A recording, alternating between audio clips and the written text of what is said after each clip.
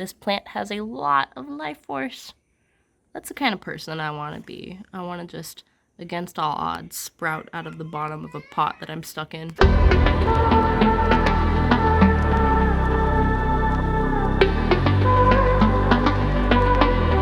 Hey guys, I wanted to hop on here and talk about a really little known Chinese herb that is also an invasive species here in the southeastern United States. If you don't know, or if you're new here, my name is Ariel and I am a permaculturist and traditional Chinese herbalist. I also study a lot of folk and traditional European herbalism. That's kind of my jam. And I'm growing a food forest here in Southeast Texas. The plant that I'm going to talk about today is Ardisia Japonica. She is a problem here in the US. I'm going to show you her sweet little bell-shaped flowers. Look how romantic that is. Ardisia Japonica is so beautiful.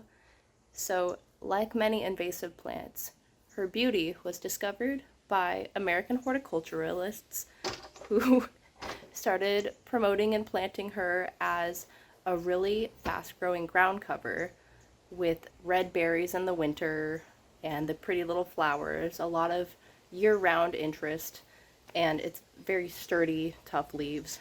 And they will just overtake a forest floor, crowd out all the important natives that the pollinators need, all that jazz.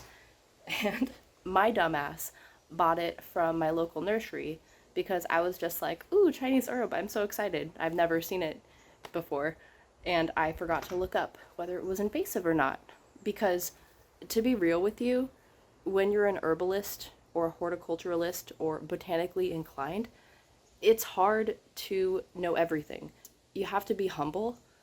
I heard the saying that a good herbalist knows about 5 to 10 plants really well, like your soulmate plants, your best friends. And it's okay if you don't know every single frickin' plant in the world because there are hundreds upon hundreds of thousands of plants. So I found out that it was an invasive species, and I was like, oh shit, I have to take this out. And so I painstakingly dug out every little adventitious root sprout that popped up in my garden, and I crammed them in these ugly little black pots.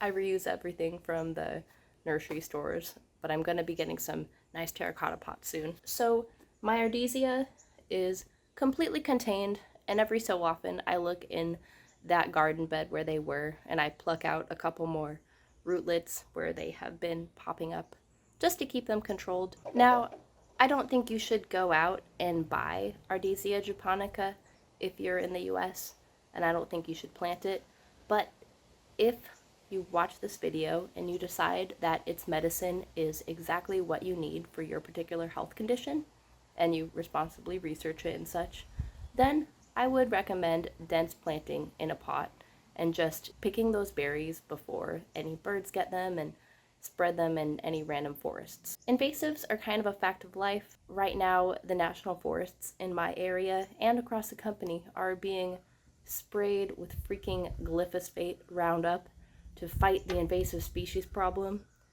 and I hate that. I really hate that. I would rather just deal with the invasive species than deal with being poisoned, but I don't have control over those policies, so you have to let shit go. I'm not saying that invasives are part of nature's plan. I'm saying that they're feeling a niche from the wounds of development. And so we can't just keep chasing the symptoms. We can stop participating as consumers and buying them, even though I didn't do that.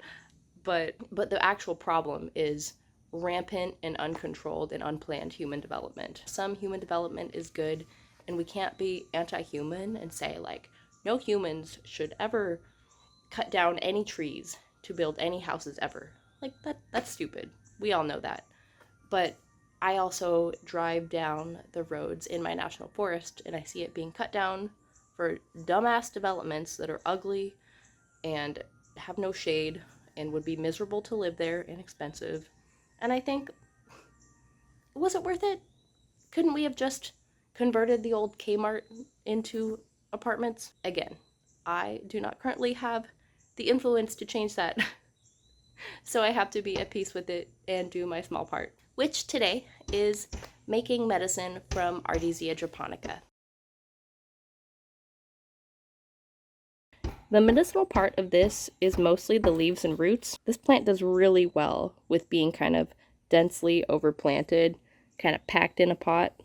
I'll probably put some more soil on top of this soon. And here's another pot. You can see I just put some more in here. Those juicy water-seeking roots are where the strongest medicine is. Here's a small handful that I'm going to dry and turn into tincture with, an alcohol extract herbal preparation. And my main purpose of using Ardisia root is for lung health. I myself tend towards asthma and just weak lungs. They get inflamed easily. So my new practice is that every so often my pots of Ardisia are going to get overgrown, and I'm just going to go in there, root around with my little squirrel hands and collect some more of these rootlets and try and make more medicine with them. This is not a take every day kind of medicine. There are certain herbs, like culinary herbs especially, that you can pretty safely drink every day in moderation. Like, you can have a cup of not strong rosemary tea probably every day of your life. With mint family plants, for example, you'll want to watch out for your thyroid getting too low. But culinary herbs like that, mint, rosemary, lemon balm, and then things in the sunflower family like chamomile, as long as you're not taking a strong preparation, you could theoretically take a weak cup of chamomile tea every day for the rest of your life, depending on your personal constitution, and be fine. Ardisia is not one of those herbs.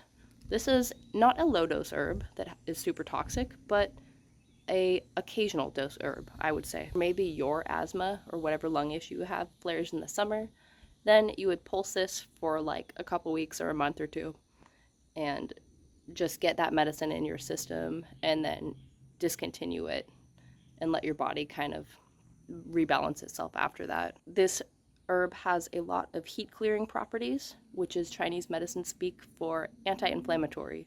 So a lot of us, when we have inflammatory pattern lung issues, lung heat we call it, basically something irritates our alveoli in our lungs and it just gets all swollen, making it hard to breathe. So we will need a bronchodilator, whether in the form of like an alkaloid, like a caffeine, for example, can mildly dilate your bronchioles. We always say the devil's in the dosage, so any plant that has a lot of alkaloids can be incredibly healing short term and horribly bad for you in too high of a dose or for too long. This is an article about Ardisia, aka marlberry, aka coralberry. This is from the White Rabbit Institute, a really good resource because it is friendly to the layperson and for the scientifically inclined, it is for all of us.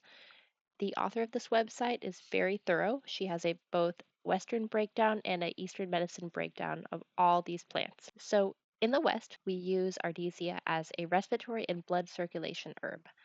We do have some research showing that her constituents are anti-inflammatory, like many herbs, and antispasmodic and anti-tumor, especially inhibiting lung cancer. This plant has a lung affiliation.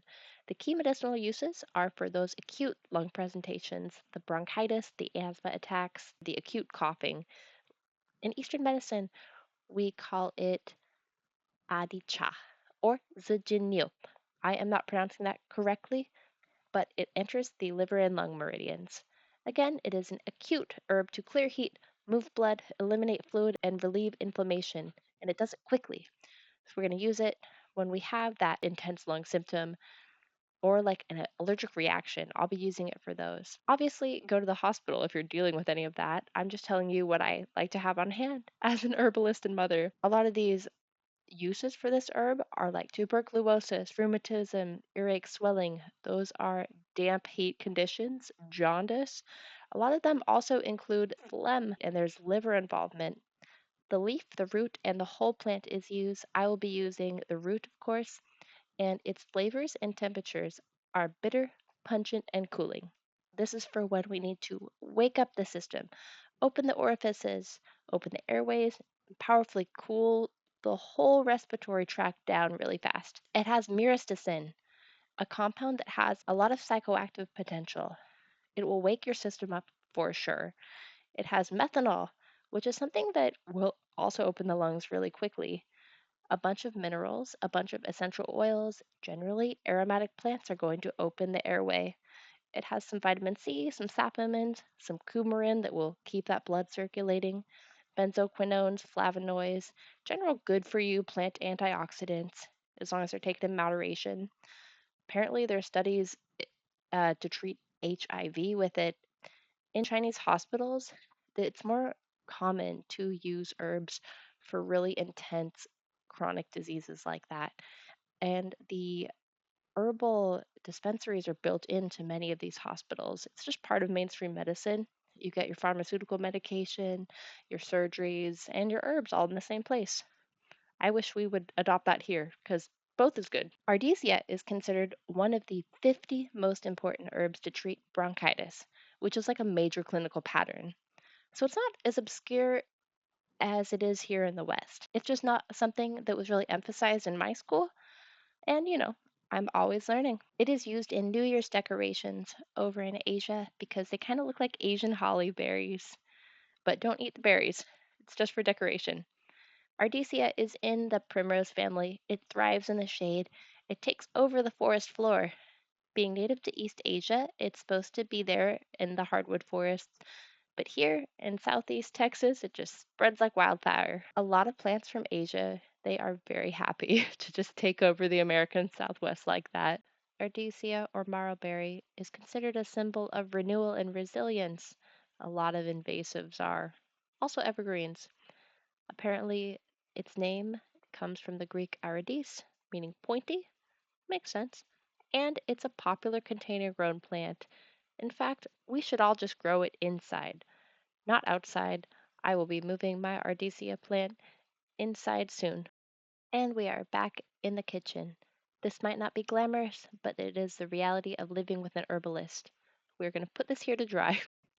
Here is the Ardisia root. I dried it a little bit, but you don't have to.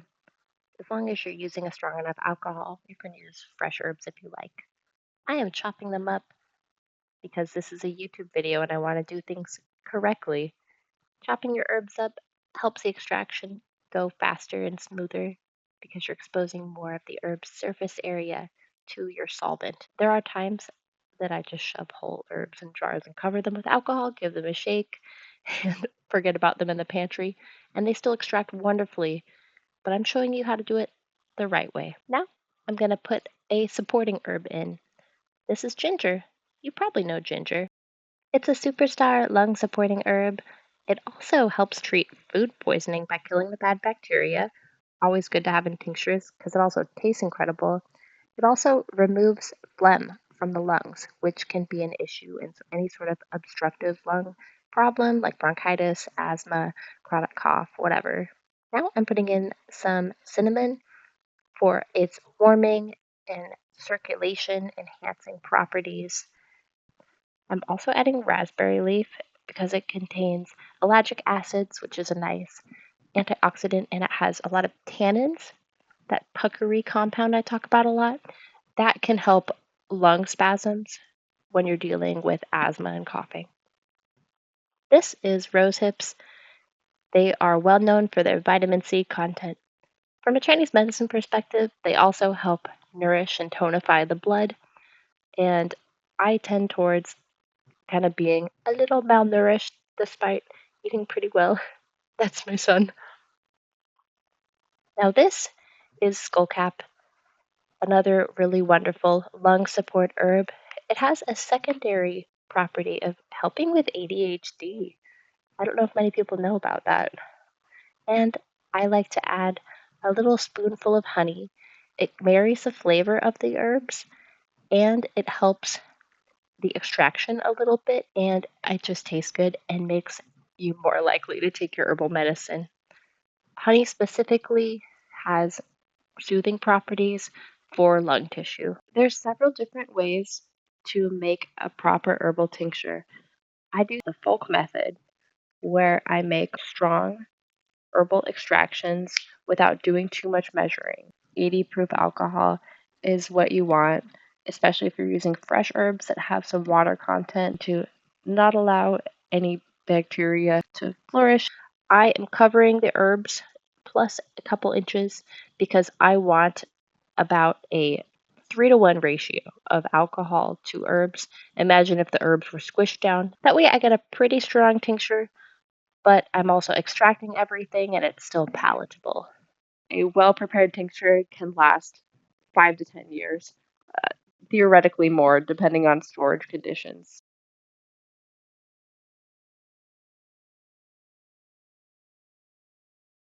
Tinctures take about 2 weeks to extract, and then we will find a cute little bottle, but first we have to strain it out.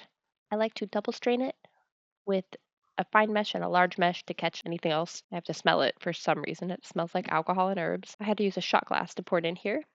Just so you know, generally tinctures will pull up a milliliter. It tastes very lung opening and kind of sweet in a spicy way, which are all indicators that it will help the lung and stomach. I will have it on hand in case I need it. I will see you guys in the next one. I hope you learned something and you take care of yourself. Bye.